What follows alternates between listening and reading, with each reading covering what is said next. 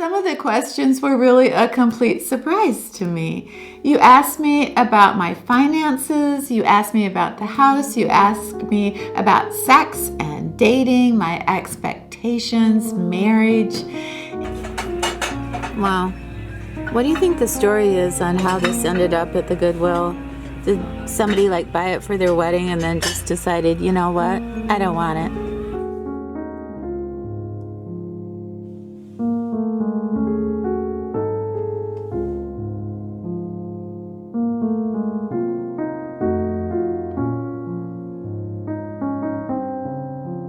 How much these cost brand new? I wonder how old this one is. You know, if I ever get married again, on top of my cake is going to be these two guys. Look how happy they look.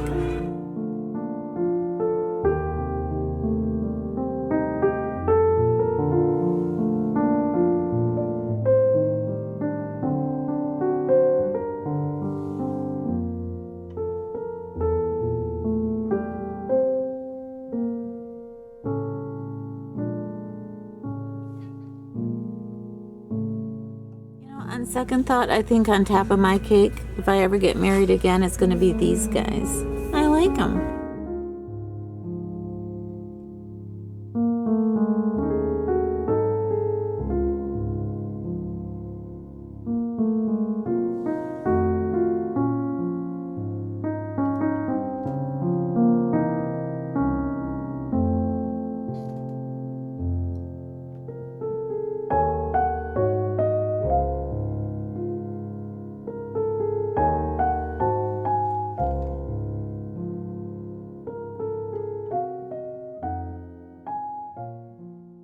Hey everybody, I am so happy to see you today. Thank you so much for coming back and seeing me and Desi. Did you have a good week?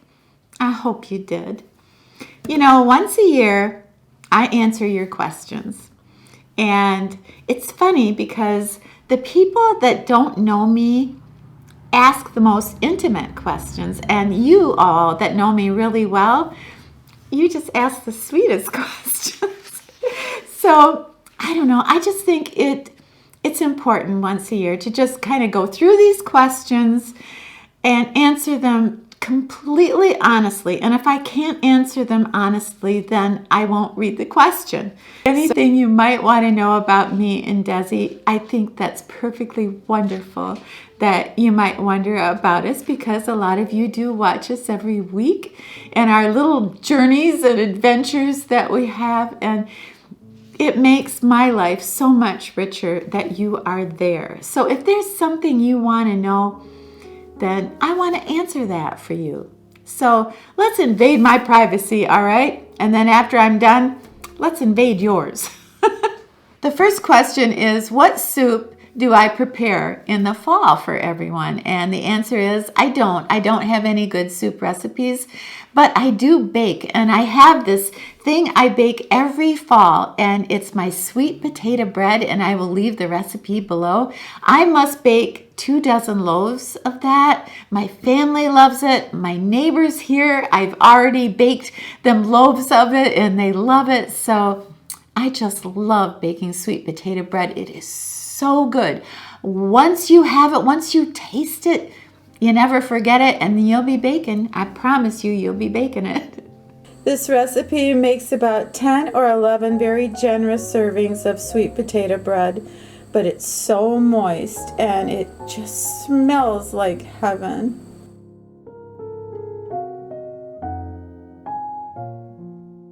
How much do I miss my Sunday night at the Jazz Club in Grand Rapids? And the answer is, I do miss it. I miss it a lot. There are certain places I do go here on Sunday night, but it's not jazz. And the other question that kind of goes with that is, where's Hal? We miss Hal. And are we ever going to see him again? And I want to assure you, yes, you will see dear Hal again. Hal has been so busy with so many things, and his beautiful daughter is getting married this month. So he has had a ton of things going on in the last 6 months. And I don't have permission from Hal to really kind of tell you what's going on in his life, but please know that as much affection that you have for my friend Hal, well, he feels the same way about you. So I am sure we are going to see Hal during the Christmas season, and I miss him. The next question is from Dee, and she wants to know, will I ever marry again, and do I think a man would ever want me? I think that maybe she meant that in a different way than how it came out, but let's just try to tackle this. Do I think I will ever marry again? No, I don't. I don't see me getting married, in my late 60s or 70s. I just don't think it's in the cards for me. But, never say never. Who knows? I could be totally swept off my feet and, I don't know, married. The second part of that question is, do I think a man would ever really want me? And I'm assuming the rest of that question would probably be, would a man really want me at my age? Well, it depends on what you mean by what a man wants. Men want a lot of different things. I get approached by younger men quite a bit, basically for a roll in the hay. That seems like, as long as I have my hair and my teeth and I'm breathing, it seems like I'm fair game. I at least get this question once a week. But what kind of dog is Desi and how old is he? Desi, do you want to answer that? Desi is a Schweenie dog and he's 10 years old. Oh my goodness, happy birthday, Des. Next question comes from Anna Dewey, and she asked me, Susan, is there anything you're still afraid of? That's such a sweet question. Like, I'm so brave, Well, there are certain things that cross my mind that makes me feel a little anxious at times, a little anxiety. And as far as fear goes, I think there'll always be that nagging fear in me that I might not have enough money to live. That I think once you're poor, you're always poor.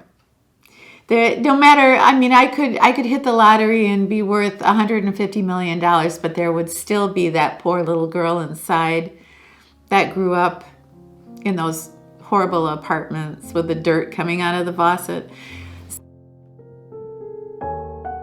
Somebody asked me, what's the most profound lesson I've learned this last year? And it's simple.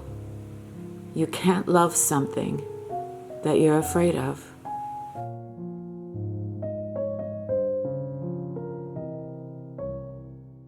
The next question comes from Instagram, and a lovely lady asked me, why don't we ever see you play music? And that is a wonderful question. I have been telling you for years I'm going to go into the studio and play some songs for you, and I never do. And it frustrates me. And I've thought long and hard why I have never combined my filming with my music. I guess I would need a psychiatrist to try to figure this out. I became a musician when I was 8 years old, and I had that amazing piano. I was home alone with the piano, and I learned how to play, and I wrote songs way before I even got a piano. So it's who I am. Being a musician and a piano player is who I am, and that won't ever change. But my desire to write songs and to perform came from this feeling that I wanted to reach out and touch the world. I had to go to some very dark places to combine what I was feeling inside to melody, to lyrics, to performance. And that took a lot out of me. And I have good memories and I have very sad memories of what I went through as a musician and as a writer. I'm so proud of my songs and my catalogs. I love it when other people do my material. I love it that some of my songs are optioned in Nashville by other artists. I think that's fantastic. But this desire that I have to communicate, to tell you how I feel and to find out how you feel, I also get that from filming. I've come to the conclusion that I just don't seem to be able to do both at the same time. I want to do another record. I know that I don't have endless amount of time to do this as far as hearing goes and vocal cords. I understand the time is now if I'm going to write new songs and do one more record in my lifetime. It has to be now. But for me to be able to do that, I would have to not film. I could not do YouTube every week. I could not communicate the things that I feel I need to and want to every week through film and through music this way. If you want to know the real me, you will either hear my songs and read the lyrics, or you will see my videos and you will see how I'm filming and talking about a certain subject. That is the real, no bullcrap me. And that does take a lot out of me. It does. It's what I do, without you. It's what I do. I get this question every single week, and it's, Susan, do you wear makeup every day? Yeah, I do. I do. You know, my family is here in town, so I don't know who's going to come to the door. Will it be my son, my daughter-in-law? Is it going to be my oldest grandson, Devin, with his girlfriend, or maybe a friend? I mean, and I don't want to go to the door, you know, looking like something the cat dragged in. Do I? No, I don't. So when I get up, you know, I have my coffee. I have my Zen moment. No, I don't, but it sounds good. Get in the shower. I do my hair and I put on my makeup and I feel like a new woman every day. And it helps me. It helps me a lot. The next question is, am I addicted to anything, or have I ever suffered from any type of addiction? And the answer would be no. I have been extremely lucky. I have loved to drink socially, but never became an alcoholic. I absolutely despise drugs. And I don't gamble. I don't eat large amounts of food. So I can't really say that I was addicted to anything or any substance, other than maybe love.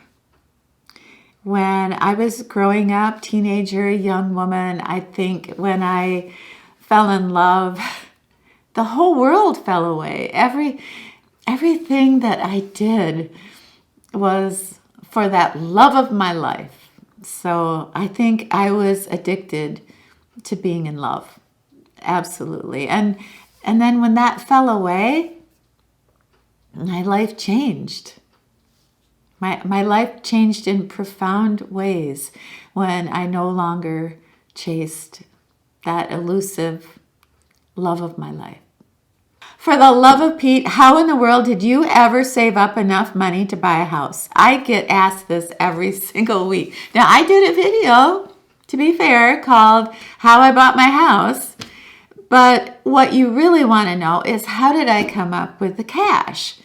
And I want to be super specific and honest about this. In 2018, my channel started to do pretty well. And I wanted to buy a house, and that's when I started saving.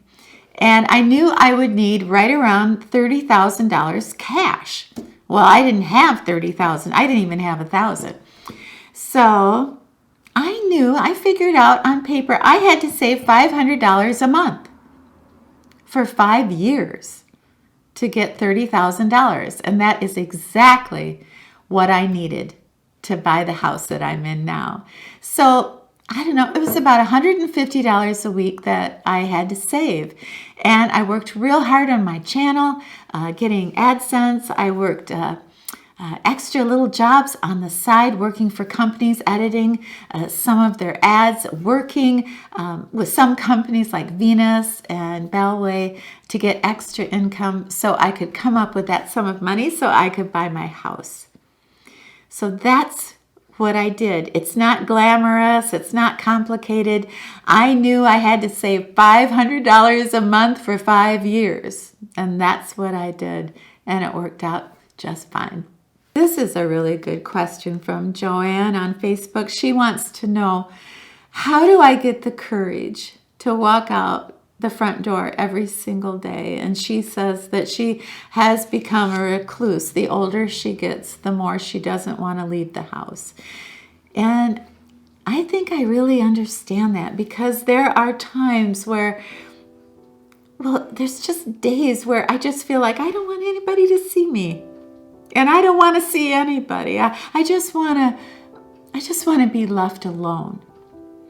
And I think that feeling comes with age, and it comes for a lot of different reasons to a lot of different people. I've said this before, and I will say it again. One of the most dangerous things to seniors is loneliness.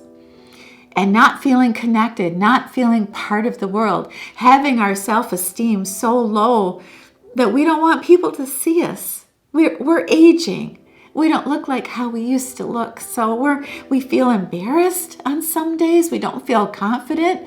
Age is robbing us of living a full life. The way I deal with those crazy feelings is I get in the shower, I fix up like I'm frickin' Marilyn Monroe, and I make myself get out that front door. And when I get involved with other things and other people, I'm not thinking about how dreary I look that day, or how I am just not as cute as I was at 30. Whatever.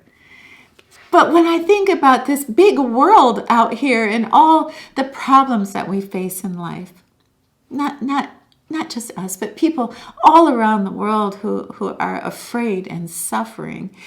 And then I think of myself sitting home feeling bad because I found a new wrinkle today. It doesn't add up. That's not who I am. That's not who you are. Screw the facelift. Take that money and donate it to a cause that you believe in. Just saying. That's how I get out the door. Because I feel it's a calling to get out that door.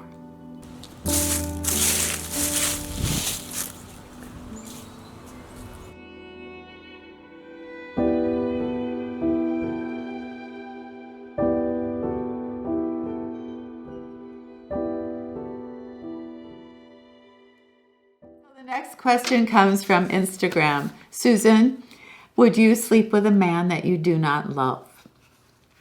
And the answer would be, maybe it's complicated, but I have slept with men that I certainly didn't love in my lifetime. And I'm not proud of it. I'm not ashamed of it. That's just the way my life was. But right now, at this age, at this stage in my life, I honestly can't see me sleeping with a man unless I truly loved him and he loved me.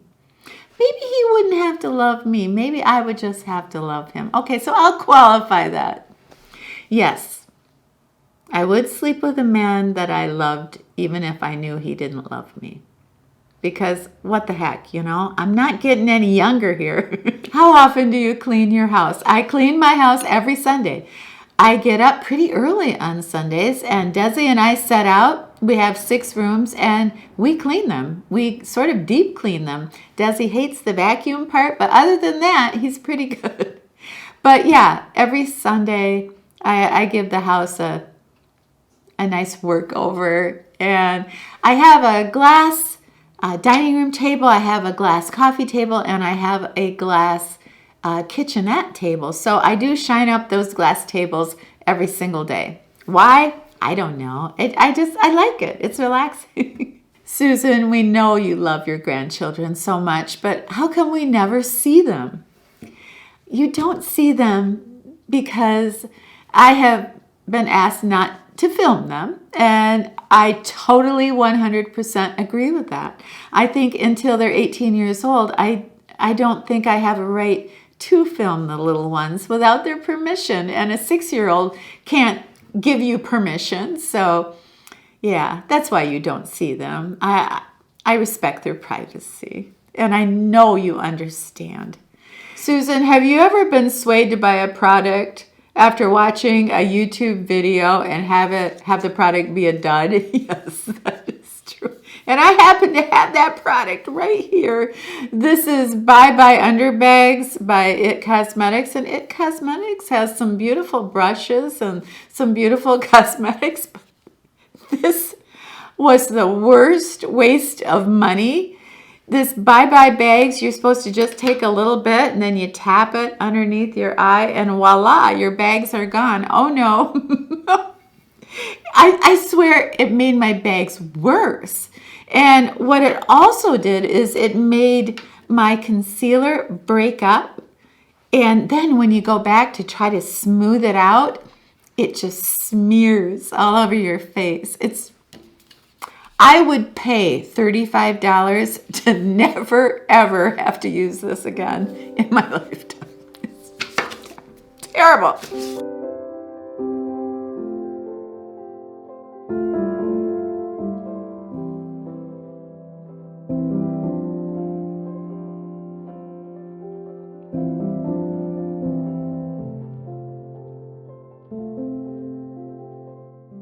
If I had to do it over again, would I still pack up and move out of my city and move to where I'm at now just to be by my grandchildren?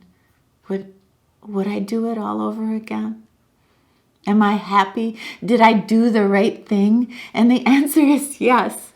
One of the best decisions I have ever made as an adult was to pack up and move right here by my grandchildren. And I know so many of you warned me. It will be so hard to make new friends. Your son and your daughter-in-law might not want you around. Your grandchildren, you might not bond with them. After they get to be 12 or 13, they won't even remember your first name. Don't do it. You'll be unhappy. And I was told that. I was told that quite a bit. But none of that has come true. Now, I've been here 6 months. I love my home. I love my city. I love how I can talk to you about every new adventure that Desi and I have here. My grandson, Devin, is just a couple miles from me to the north, and my grandchildren are right around the corner. My daughter-in-law, my son. I've made new friends here.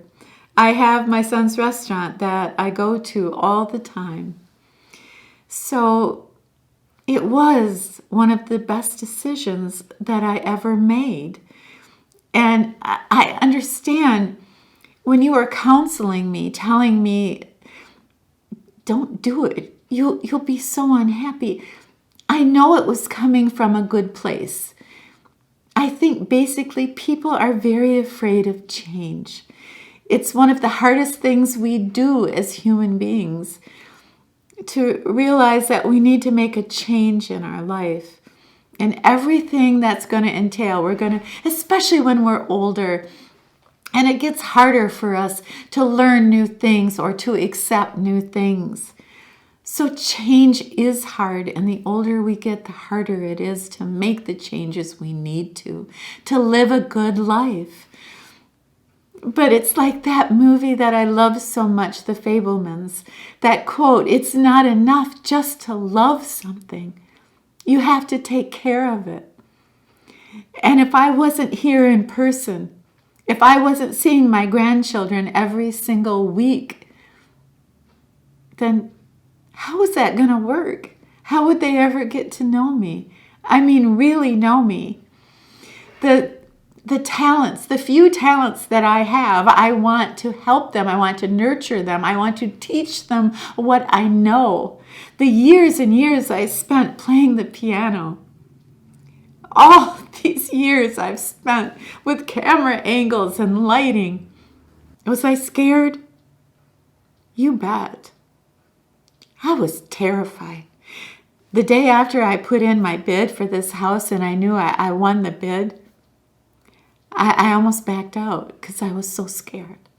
I just thought I just can't do this. There's too many moving parts. I just can't handle it. It's too ambitious for me. And I might lose all my money. What money I had. But in the end, I had to go through with it because of my passion. Knowing that if I love something, it's not enough just to love it. You got to take care of it. And in my case, it meant sacrifice. And it meant being brave. And actually thinking, okay, what's the worst thing that could happen? I'll get there and I'll hate everything. Well, then I'll just sell the house and move right back to my lonely little town, because I can't tell you how lonely my life was in that town all by myself. I had wonderful friends. Yes, I had activities, but I had no family. I had nobody that needed my hugs. All I can say is that nobody can decide for you. And change, if you feel like you have to make a change and you're scared, just know it's going to be okay. Because that passion will carry you through. And that's true in everything that you do in life. If you want it, if you really want it, you can have it. You don't owe anybody your life except yourself. And your passion may never love you back. But there's no day to waste that might court that spark to change your life. It's not enough to just love something. Hey everybody, thank you so much for hanging out with us today. I loved every minute of the video. Okay, maybe I didn't love every minute. Some of those questions were really personal, but I did have fun, and I hope you did too. And if you get a chance down below, could I invade your privacy? Tell me something that you've never told me before. How about that? Just a little tidbit about your life, maybe. Have yourself a wonderful brand new week. And when you're done with your week, please come back and see me and Desi, okay? All right, it's a deal. We'll be here.